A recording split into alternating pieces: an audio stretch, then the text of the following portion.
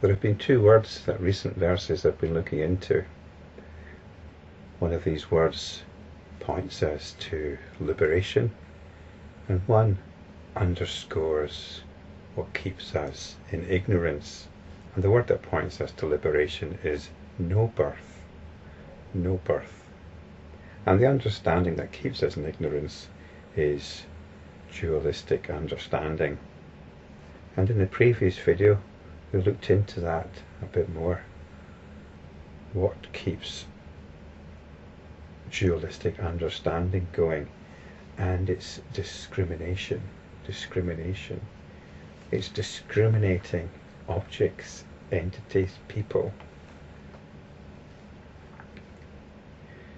And the effect of discrimination is to take the attention outwards, to project it outwards, not just into a so-called external world, but also into our thoughts, our imagination, but also into our bodies. The attention can go anywhere. It can go into the past, into the future, into make-believe, into the world, into our bodies. It's an amazing thing, the attention, isn't it? And yet we completely take it for granted. We completely overlook it. But as enlightenment practitioners, as spiritual practitioners, this is what we come back to. And we realize when we stop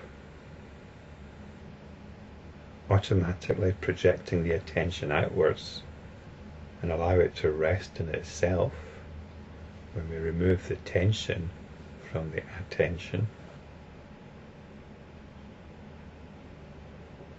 well, then we come to a very special realization.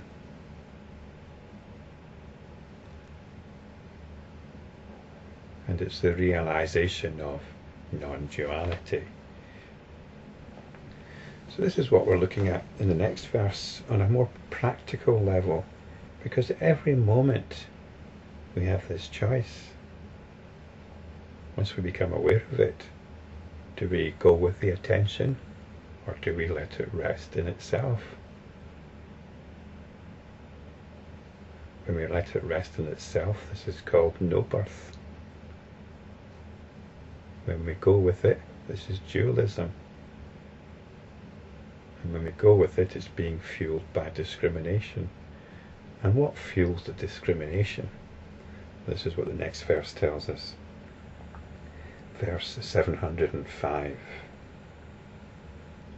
The elements being rejected, there is no birth of things. But as the elements, as appearances, are always the mind, one understands what is meant by no birth. So the elements being rejected. Now the elements here are the elements of experience. What is fueling the attention? What is driving the attention here and there? Well, it's our own moods, our own sensibilities. And these are dependent on our feelings, how we're feeling. It might be how we generally feel, or it might be how we feel because we've just woken up, or we're tired, or we're hungry, or it's our time of the month, or we're not getting enough sex, or irritable, or perhaps we're asthmatic. That can also be a reason for irritability. There's all these things going on there. These are all feelings, these are all sensations which prompt us into a certain mood. So we're not usually aware of these feelings that prompt our moods. We just go with them. And then we dress up our moods with thoughts, with words. We might be angry about something, and we'll put that anger onto something out there. I don't like the way that person cut me off in the car. I'm outraged, I'm angry. It's not right. So we find objective reasons so-called objective reasons for our feelings. And we allow these reasons to fuel our feelings. And then these feelings fuel our thoughts, and our thoughts fuel our feelings, and so on. We're caught up in all these feedback loops to do with our moods and sensibilities. So these feelings are what are being referred to here as the elements of our experience, which we need to home in on and be aware of. Observe how they prompt us to behave in certain ways, certain habitual ways.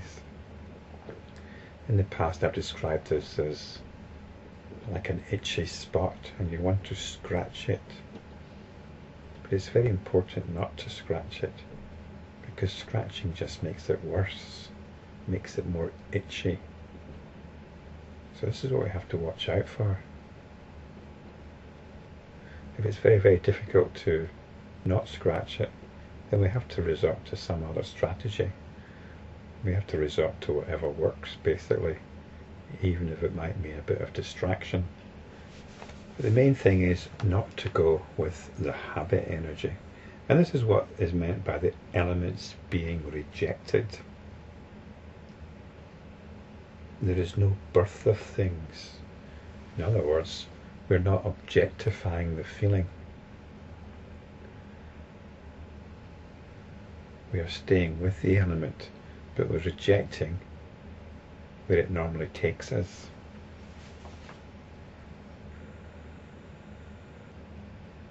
So that's what's meant by there is no birth of things, because we're no longer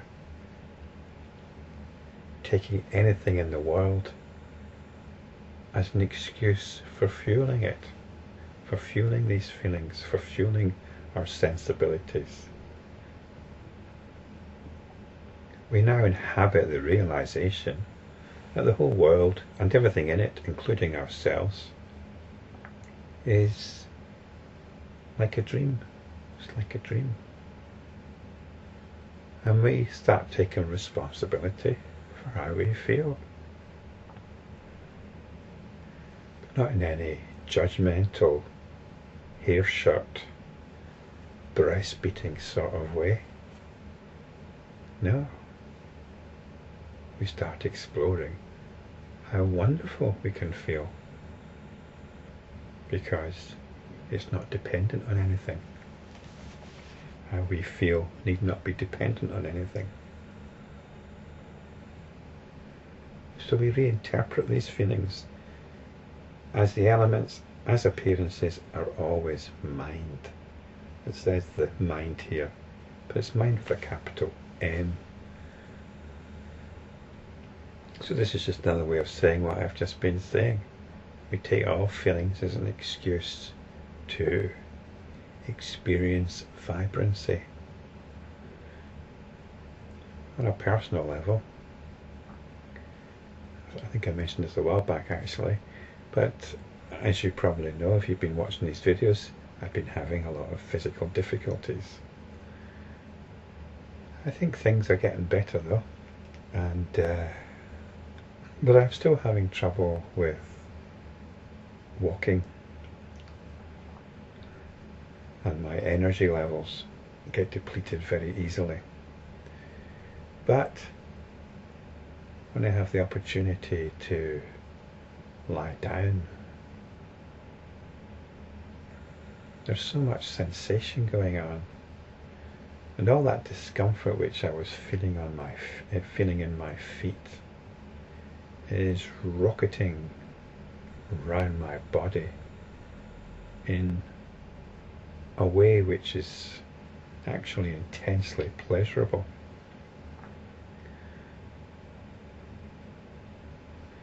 So rather than focusing on discomfort, I'm feeling this tremendous energy. I suspect there's some message here or something to be interpreted which I'm not quite getting, but never mind. The fact that this state of discomfort and at times even distress has this flip side, one of vibrancy, one of tremendous energy and pleasure. It's interesting. So I just go with it. I'm not too sure it's such a great example of what the verse is saying here. The real message actually is to take everything as a cue for practicing. So when we have these feelings, when we become aware of these feelings, which fuel our moods, which fuel our sensibilities, we can remember to practice. And if that's difficult, then we can reinterpret the feelings, reinterpret them, and take them as a reminder to practice. And spiritual practice is about accessing transcendental happiness. It's not about getting into a good mood. It's about stepping out of that dynamic whereby we try and find happiness in the world, in our thoughts, in our understanding, in other people. We might be able to find some happiness or get into a good mood for a while and all that. But for spiritual practice, we don't take our cue from any of that. We don't take our cue from the world, from our thoughts, from other people. We realize our independence from all that. We realize the no-birth nature of the dreamlike reality of the world.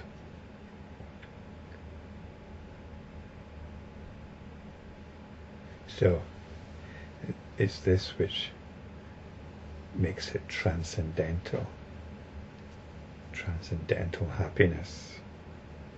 It's not just about feeling good.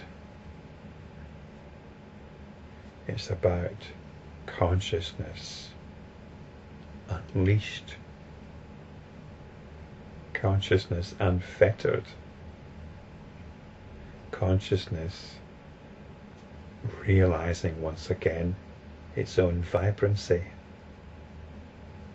So this is mind, and this is understanding what is meant by no birth.